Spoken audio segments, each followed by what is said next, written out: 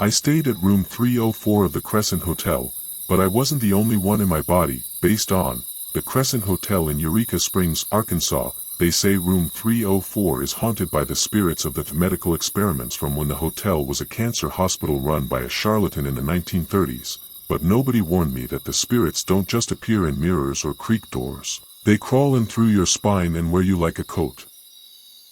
I was only there for a ghost hunting weekend, one of those, experience the most haunted places in America, packages, and I even laughed when the concierge handed me an actual EMF reader and warned me not to fall asleep in the tub, but I stopped laughing when I found the tub filled with black water despite never touching the faucet, and the mirror already fogged over with a phrase written backward, "Do you miss your skin yet?"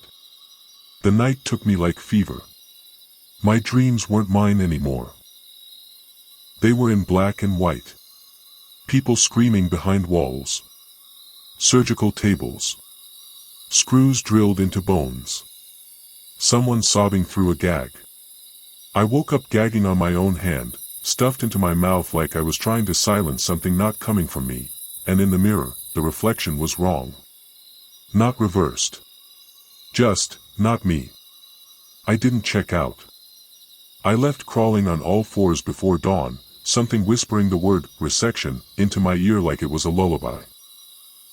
The thing beneath the swings at Lake Shawnee Amusement Park still feeds. Based on Lake Shawnee Amusement Park, West Virginia. They closed the park after 6 deaths, but death was never the problem. It was what lived underneath, what thrived on grief and spinning metal and the blood of children, and I was stupid enough to swing at midnight. We were dared to trespass, 5 of us drunk on cheap bourbon and old stories, and it was supposed to be one of those nights you remember because it was reckless, not because it left you permanently broken and twitching whenever you hear creaking chains. I sat on the swing. I pushed off. It moved too smooth, too high, and I realized no wind blew that night, but something still pushed me.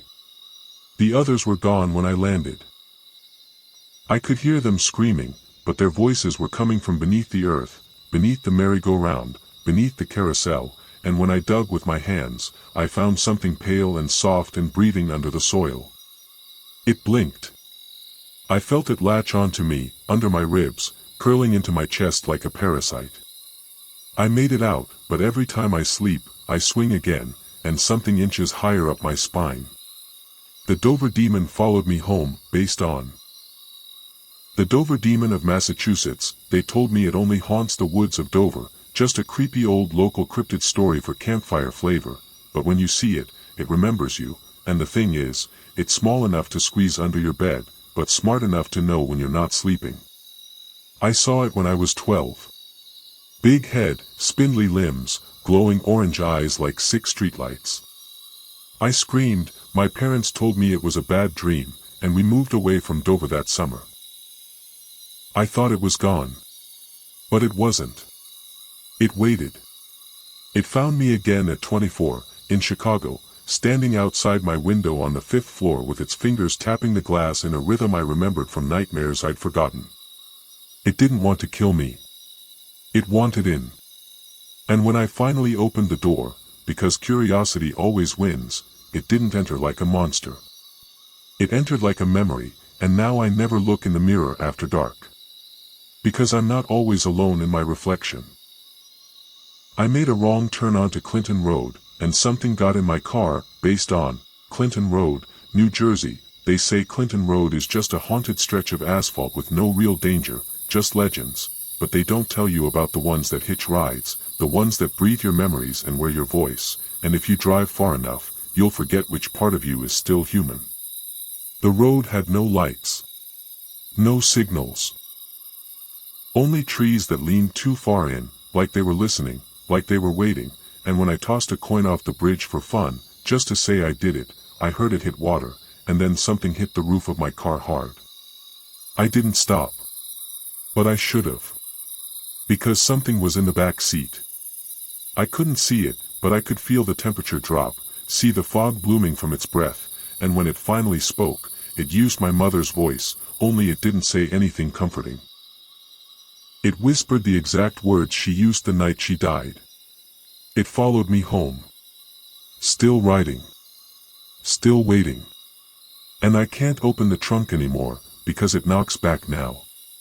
The Goatman spoke with my voice and took my brother, based on the Goatman of Maryland. Everyone laughs at the Goatman legend, some half-man, half-goat monster that stalks the woods. But when it mimics your voice and walks like someone you know, you stop laughing, because by the time you realize what's wrong, it's already too late. We were camping in the woods near Prince George's County, my brother and I, just a night of beer, weed, and horror stories, and we told the Goatman tale like it was a joke, until we heard something out there call my name. With my voice. Exactly. I froze. My brother laughed. Until I saw his face shift into something stiff and pale, his eyes not blinking as the voice called again. It stepped into the firelight. It looked like me. Exactly. But it smiled, and my smile never looked like that, too wide, too many teeth, and when I woke up the next morning, I was alone, with hoof prints around the fire pit and a bloody set of fingernails arranged in the shape of a heart. My brother was never found. But I get voicemails sometimes. Of him. Calling for help. While something breathes behind him.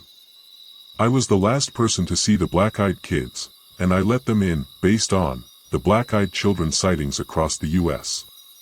You'll hear the stories. 2 kids knock on your door late at night, dressed in out-of-place clothes, asking to come in to use the phone, and you say no, because their eyes are all black. Everyone says that's the rule. Never say yes. But what if you say yes, and they never leave? It was a storm, a real bastard of a night with lightning shaking the windows and the power flickering like the house was having a seizure, and just after midnight came the knock, soft, polite, like they were raised right. 2 of them. A boy and a girl. Wearing hoodies and jeans like Halloween came early, except there was something too still about their faces, something painted on and wrong, like mannequins that had just blinked for the first time. They asked to come in. Said they'd wait until I invited them. Their voices were flat. Not robotic. Just wrong. Like playback on a tape recorded backward. I said yes. I don't remember what happened next. Not really. The clock stopped. My nose bled. I woke up with scratches down my arms and the word hunger written in reverse on the bathroom mirror. But they didn't leave. They never leave. They're in the basement now. Waiting. Growing. I stayed overnight in the Villisca Axe Murder House, and I wasn't alone. Based on Villisca Axe Murder House, Iowa, they said the spirits were restless, that the house still echoed with the screams of the Moore family, hacked to death in their sleep in 1912. But no one told me what the house would show me when I turned off the lights, and how it would beg me to finish what the killer started. I thought it was a gag. Sleep over in a famous murder house, record some EVP, maybe catch a door creaking on camera for views, but the second I crossed the threshold, something changed in me. The air was heavy. The walls leaned. The floorboards creaked even when I stood still. I turned off the lights at midnight. And then the laughter started. Children. Giggling. But not from joy, high-pitched, strained, like something was choking the sound out of them. The shadows weren't mine. They moved wrong. And when I tried to sleep, I woke up standing in the kitchen, holding a rusted axe I hadn't brought with me, with bloody footprints trailing behind me into the hallway where the children's room waited. The police found no one else in the house. But they did find a fresh set of names carved into the wall beneath the originals. My name was there. And 6 others. Whatever lives in the Bell Witch Cave touched my mind, based on the Bell Witch of Adams, Tennessee. The legend says it cursed a family and killed a man, and if you step into the cave without permission, it follows you out. I laughed, like we all do, until I heard her voice in my mouth, and I knew she wasn't haunting a place. She was waiting for me. We went in with headlamps and cheap whiskey, trying to make TikToks about real southern hauntings, and when I stood at the mouth of the Bell Witch Cave, something in me shivered that hadn't ever shivered before, not nerves, not fear. Recognition. Like I was coming home. It started when I touched the wall. Fingertips brushing ancient stone, and suddenly I heard singing inside my skull, an old song, something not in English, and I said the words without knowing what they meant. And that was it. She entered. She didn't make the lights flicker or the rocks fall. She spoke. Through me. In my voice. Saying things I never remembered, threats to strangers, horrible things whispered into the ears of people I passed in airports, in hotel lobbies, in gas stations where mirrors cracked when I smiled. I left the cave. But she didn't leave me. I disrespected the dead at Bachelor's Grove Cemetery, and they took my face, based on Bachelor's Grove Cemetery, Illinois. It was supposed to be a photo op urban exploration. Just some vandalized tombstones and urban myths. But something watched me through the camera lens, and when I looked at the photo, my face wasn't mine anymore. We laughed. We took pictures, made jokes about the glowing woman in white, the phantom farmhouse, all that local crap, and I even posed on a headstone because I thought it looked cool. I took a selfie. That was the last time I saw my real face. In the photo, my eyes were black holes. Not edited. Not filter. Just empty. No pupils. No whites. And behind me, a face leaned close to mine. Old. Rotting. Its skin stretched over bone like wet paper, its jaw unhinged with my own laugh echoing out of it. After that, mirrors stopped showing me right. They show something near me. Wearing me. And sometimes I lose hours at a time. But I always find more selfies on my phone. And they're getting closer. I played the elevator game.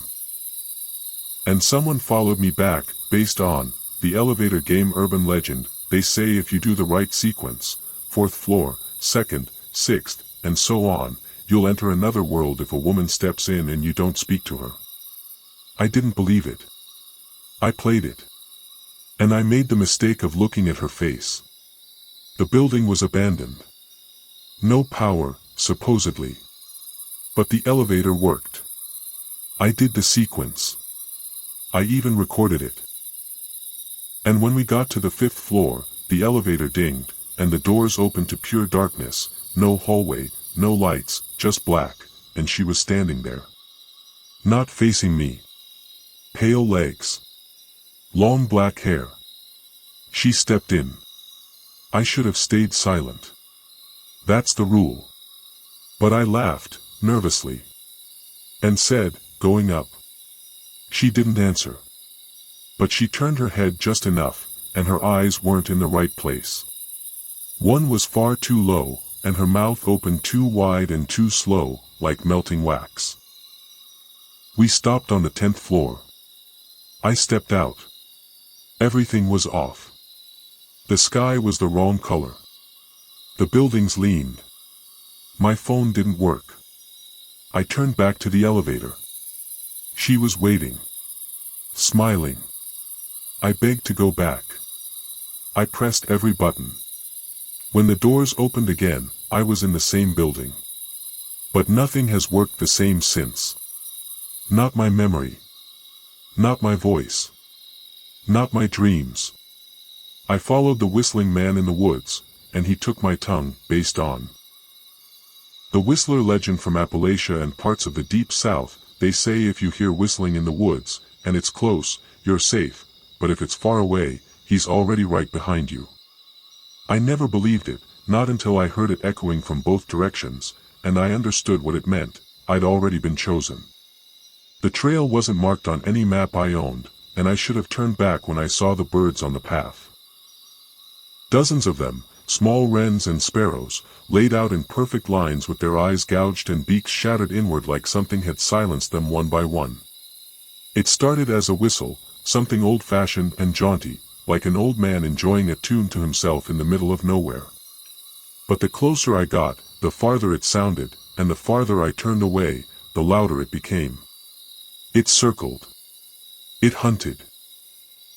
I screamed into the woods and the whistle answered, mimicking my own tone, low and slow and rising in pitch like it was practicing my pain. I saw him only once. Tall.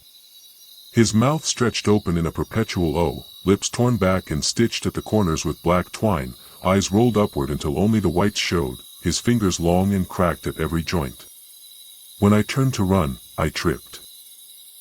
And the next thing I remember is crawling out of the trees with blood pouring from my mouth and no tongue left to scream. And still, some nights, I wake up whistling. The smiling man followed me home, and I'm starting to smile too, based on the smiling man sightings reported in various US cities. He doesn't talk. He doesn't blink. He just smiles and follows. And when he finds someone he really likes, he teaches them how to smile just like him, until their jaw locks and their sanity bleeds out through their teeth. It was around 2:14 a.m., and I was walking home drunk from a friend's apartment downtown, the streets empty, quiet, nothing but the sound of my own shoes slapping the sidewalk. That's when I saw him. Under a flickering street lamp. Thin, pale, dressed like he belonged in another era, with a face stretched in a too-wide grin, like he'd carved it in with a broken bottle. I crossed the street. He followed. I ducked into an alley.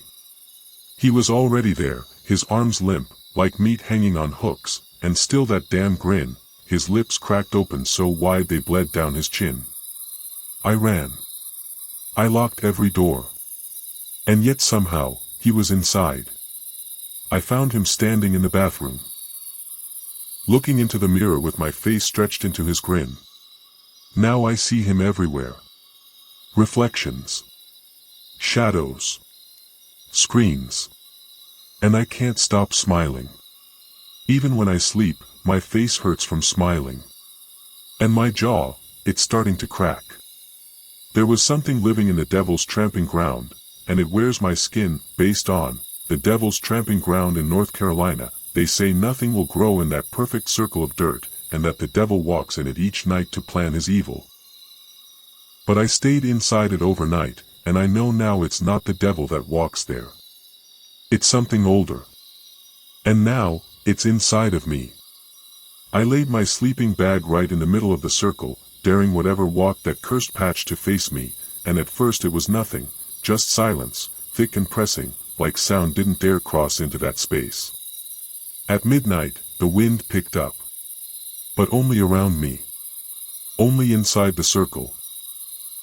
Leaves spun like they were caught in an unseen tornado, yet nothing touched me, not one breeze, not one cold breath. Then came the footfalls. 1. 2. Then dozens, circling faster, closer, heavier. I couldn't move. The earth beneath me pulsed.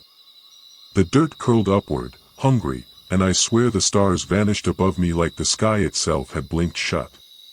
When I woke, I was outside the circle. Covered in something dark and sticky. And I don't remember walking out. But now, people avoid me. Dogs growl when I pass.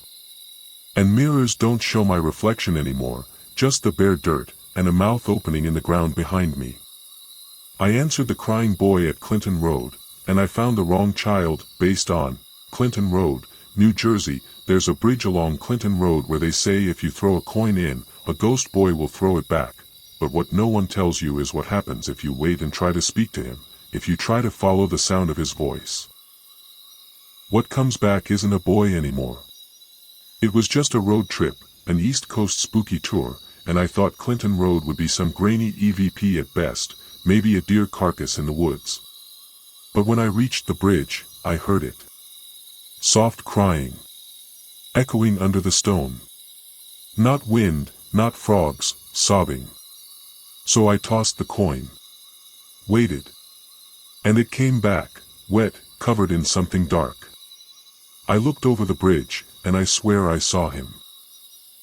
Just his hands gripping the edge, small fingers pale and bloated like they'd soaked in swamp water too long.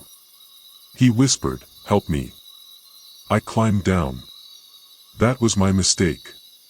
Because whatever crawled from that water wasn't a child. Its face was swollen, eyes gone, mouth yawning too wide to scream, and it slithered toward me, dragging itself by its ribs, hissing my name in a voice that sounded like my mother. I ran. But the coin came with me. It appears every time I sleep. And the crying grows louder. And closer. The Bunnyman isn't a joke, and I was there when he came back, based on the Bunnyman legend in Fairfax County, Virginia. People say it was just a guy in a costume with an axe, a Halloween story to scare teens, but I saw him, and he wasn't human. He wore the face of a rabbit, sure, but it was sewn to his skull, and the way he moved, it was like he wasn't bound by flesh anymore. We were partying by the bridge, laughing about the Bunnyman, telling the old tale, escaped asylum patient, killed kids, swings an axe, blah blah blah. I went to piss in the woods. That's when I heard the snapping. Bones. Branches. Didn't matter. I turned around, and there he was. 7 feet tall. Naked but for a patchwork rabbit suit, real fur, stitched together, soaked in red. He tilted his head. He didn't run. He twitched. Like something was pulling strings under his skin. The first to die was Sam. The axe didn't just split him, it caved him inward, like his ribs folded around his lungs like claws. The second was Jordan. Gone. Just gone. 1 second there, the next a trail of teeth and a smear of blood on the dirt. I was last. I should have died. But he touched my forehead with his paw. Leaned close. And whispered, "Now you watch." And now, every Easter, someone near me disappears. And I find rabbit fur under my fingernails.